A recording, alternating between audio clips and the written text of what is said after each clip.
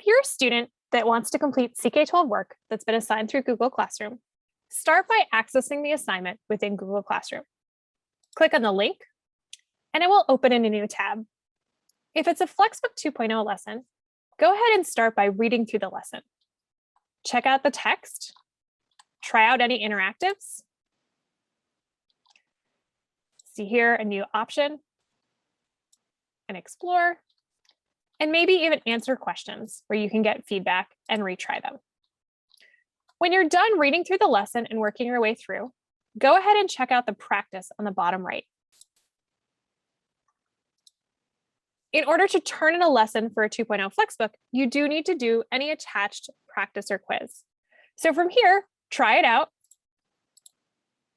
If you get your question correct, you can keep advancing. If you need help, go ahead and check out a hint.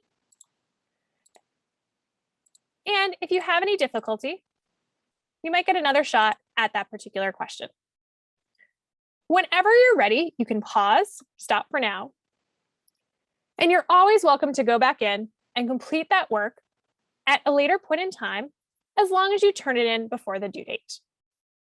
Whenever you are ready to turn it in, make sure to click in the Turn In button at the top of your lesson.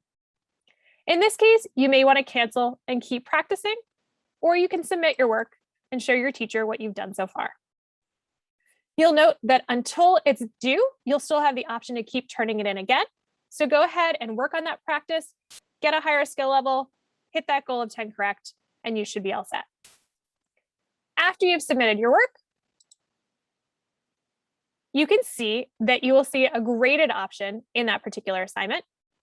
If I go into the assignment, you'll see that it's graded in the top right and the score that I submitted for that assignment. Be sure to always access your assignments from within Google Classroom so your turn-in options are available, and turn in your work within CK-12 to pass your grade back to Google Classroom.